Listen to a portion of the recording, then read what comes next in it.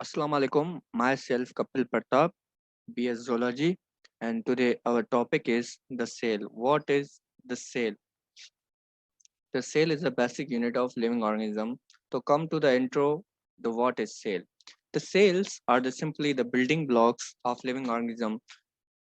हम इनको building blocks क्यों कहते हैं? जैसे आपने एक घर देखा होगा तो उसमें एक जो ब्लॉक्स होते हैं, जो बिल्डिंग ब्लॉक्स, उन घर को बनाने के लिए जो ब्लॉक्स यूज होते हैं जिसको हम ब्रिक्स कहते हैं, लाइक दैट एक आवर बॉडी है हमारी, जो उसको बनाने के लिए जो है उनके बॉडी के जो है बिल्डिंग ब्लॉक्स हैं वो सेल्स हैं। इसलिए cells are the building blocks of organism. And second point is the cell is the structural and the functional unit of living organism. Cell, जैसे कि हम हमारी बॉडी देख लो, एक वेल ऑर्गेनाइज एक स्ट्रक्चर में मौजूद है, जिसका जो है ना यूनिट्स हैं, जिसकी ये बनी हुई है स्ट्रक्चर, जो बेसिक यूनिट्स हैं उनके, वो हैं सेल। तो फंक्शनल यूनिट इसलिए कहते हैं कि फंक्शनल यूनिट है जैसे कि जो स्मॉल सेल्स हैं वो मिलके टिश्यू बनाते हैं, टिश्यू मिलके जो है वो ऑर्गेन बनाते हैं, और ऑर्गेन जो है वो आगे फंक्शन करते हैं। जैसे कि हार्ट है वो पंपिंग करता है, पंपिंग ऑफ द ब्लड करता है, like that. That's why the cell is the structural and the functional unit of living organism. Now come to the third point. It controls all the activities at the cellular level.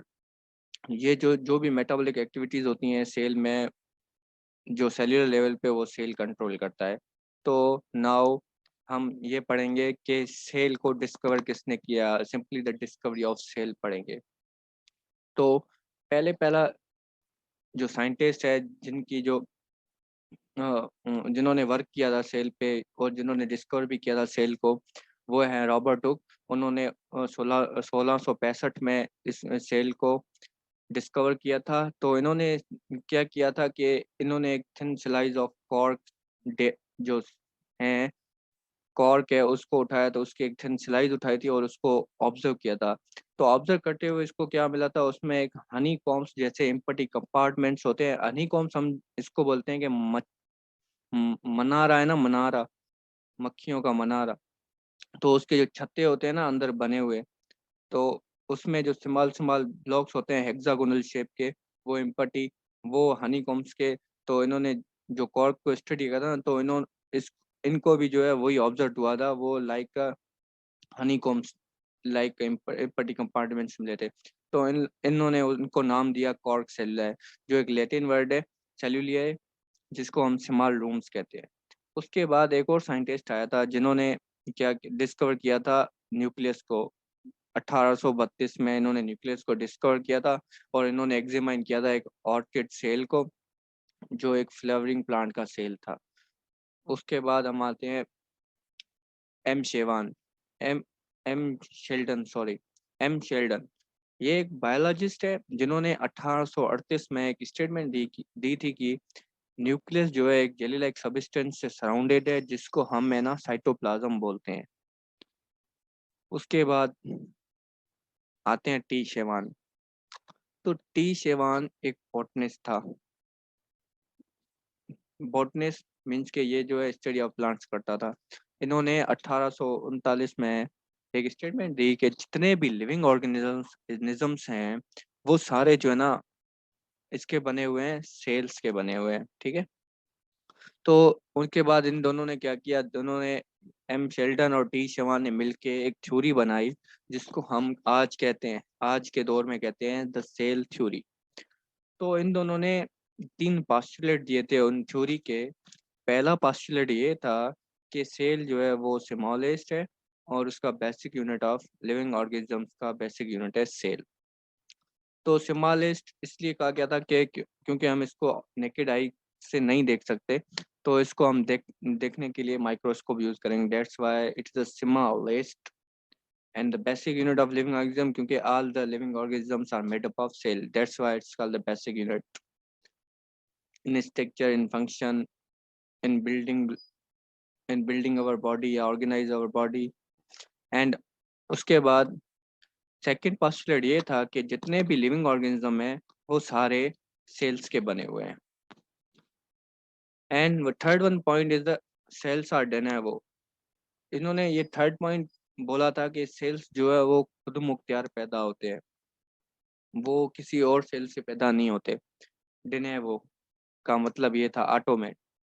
तो उसके बाद एक और scientist आया था, एक Austrian embryologist जिसको हम रुडोल्फ विर्चियो कहते हैं, जिन्होंने 1855 में एम्ब्रायो को स्टडी करते हुए एक पॉइंट दी थी।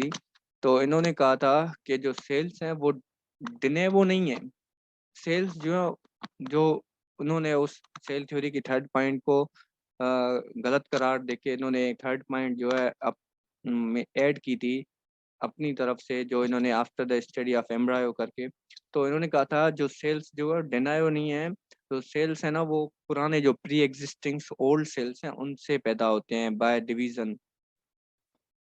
ठीक है, अब आते हैं the structure of the cell. जितने भी दुनिया में जितने सारे भी सेल्स हैं, लिविंग ऑर्गेनिजम्स, चाहे वो प्लांट्स हो, चाहे एनिमल हो, चाहे फंजाई हो, तो उन उन तीनों में तीन चीजें मीन्स के कॉमन होती है। क्या? सेल मेम्ब्रेन, साइटोप्लाज्म और न्यूक्लियस। न्यूक्लियस इधर हमने जेनेटिक मटेरियल इसलिए काउंट किया कि कुछ कुछ में जो है ना वो जेनेटिक मटेरियल होता है, न्यूक्लियस नहीं होता। तो हम अभी जो बात कर रहे हैं वो इस टॉपिक के हिसाब से वो न्यूक्लियस करेंगे। ठीक है, तो सेल मेम्ब्रेन क्या है? सेल मेम्ब्रेन जो है वो एक आउटर मोस्ट कवरिंग है सेल की।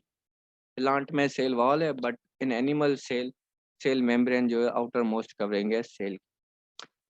ये क्या करती है? It protects the internal environment from the external environment, and it also transport the substance between the internal and external environment. So now come to the cytoplasm. What is cytoplasm? Cytoplasm एक jelly like substance है जो, and it contain the all the metabolic activities, and it also contain the small organelles. And what do you mean by the organelles? Organelles are the small structures that found inside the cytoplasm.